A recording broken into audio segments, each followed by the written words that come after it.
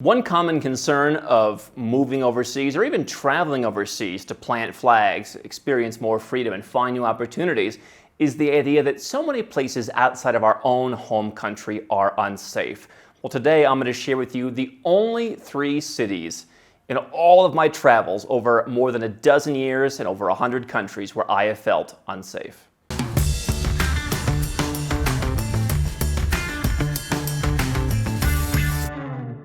Hi, I'm Andrew Henderson, and here at Nomad Capitalist, our team of 3 dozen people, our network of global experts, and myself help 7- and 8-figure entrepreneurs and investors legally go where you're treated best. You can learn more at nomadcapitalist.com.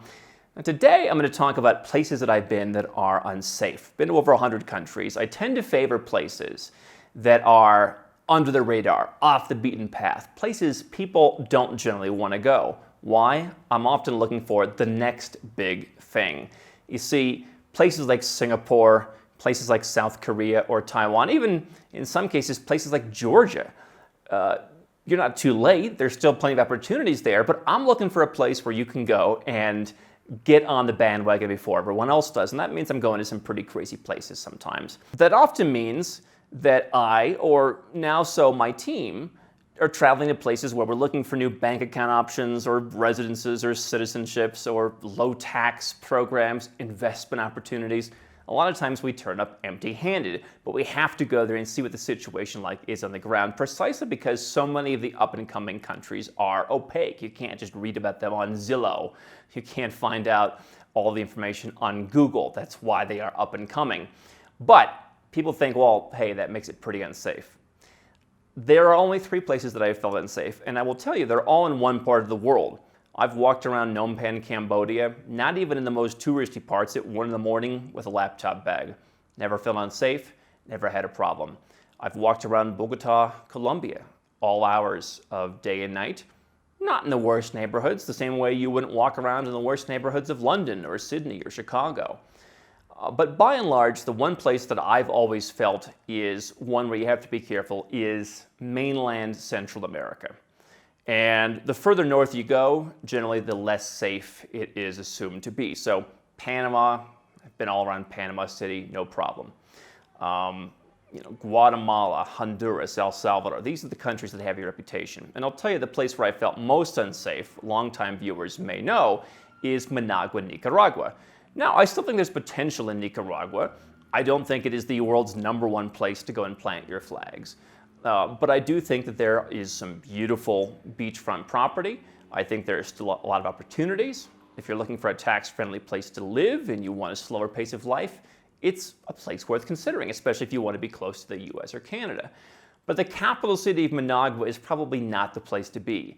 Most Central American capital cities, perhaps set aside Panama City, just aren't very interesting, and they're not particularly safe. So I was walking, I wanted to really feel what it was like as a local. This is about 7 years ago. So I took a bus down to the colonial city of Granada, and then I took a bus back. It's like $1, and it was really interesting to see how people live there. But when I got dropped off on the way back, I said, you know what? Let me just walk and see what things are like. And people said, you shouldn't walk. And I said, how bad can it be? So here it is, it's Sunday, it's 4:30 or 5 o'clock in the afternoon. It's in February, so the sun is starting to go down. I make it back to right next door. Actually, I make it back to my hotel. And then I walk right next door. There's a convenience store where I go and buy some snacks. As I'm coming out, it's, 6 o'clock at night, something like that, just starting to get dark. Guys get off a motorcycle, put a gun in my face and say, give me my money. Now, I've talked about, I had just gotten a brand new Xenia wallet, and it was like a not even a wallet, it was like a money holder, where now most of these card holders, you can jam the cash in the top. This one was beautiful. It had like a flap where you could open it up and stick the cash in from the side. And so when the guy started to take it from me, I said, you don't understand. This is like the last one they make. I just got my friend one. It doesn't have the flap anymore. I really can't let you have it because they don't make them like this anymore.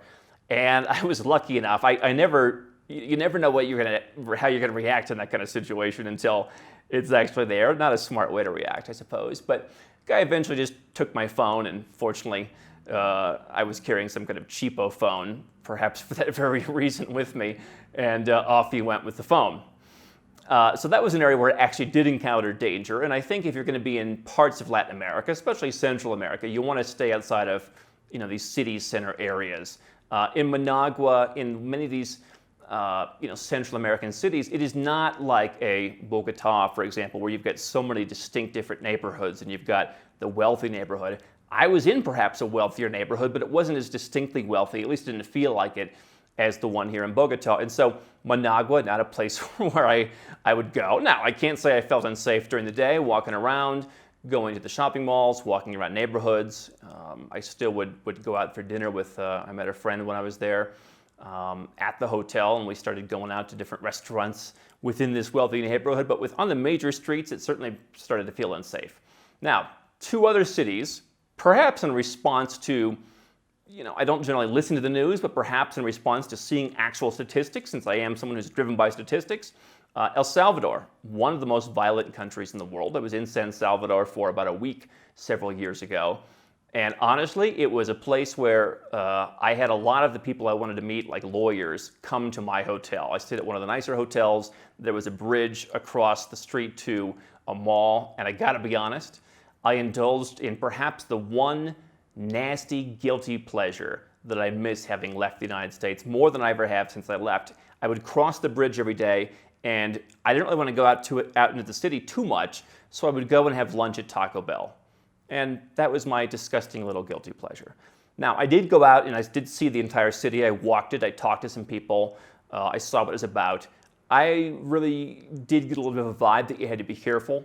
I was kind of looking at windows, seeing who was following me and what my surroundings were. And certainly very nice people there, but a place where I think you have to be very careful. Fortunately, a place where there aren't really that many flags you can plant. It's not a place where people are going to go and live. I think it's a place where if you want to go and find some kind of opportunity, you can. The challenge I found in El Salvador was it's such a small country that you have a wealthy contingent of people who are well protected, who invest in places like the coast. And so it's not as cheap as you would think it is. And so not a place that most people need to go, also not a place where I felt super safe. Third on the list, where I can't say I felt incredibly unsafe, but I, again, was certainly watching my surroundings, is the capital of Costa Rica, San Jose. Now, if you've been to Costa Rica, I know what you're thinking. Why the heck did you go to San Jose? There's nothing there. You fly in, you get out. And that's correct.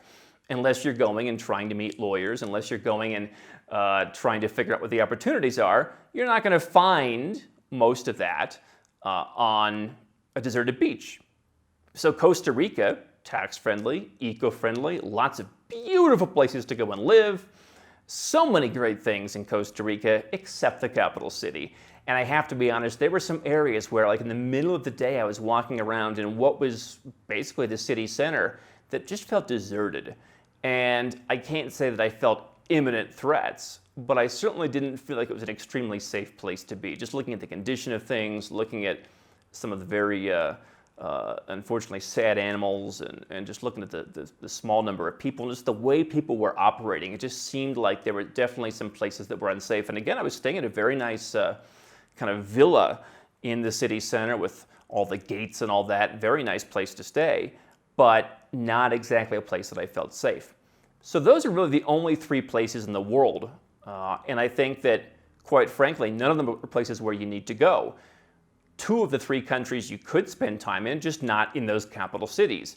And so I think that being as someone who occasionally does get out into nature and sees smaller towns, but largely is focused on cities, largely is focused on business and investment opportunities and meeting people who can discuss that with me, I've been in a lot of cities, including some of the ones people say you have to be really careful. And quite frankly, no other city stands out as those do. Only in one of them did I have an issue. I don't know that I would have had an issue having been in the others for long enough, but it certainly felt like it was possible.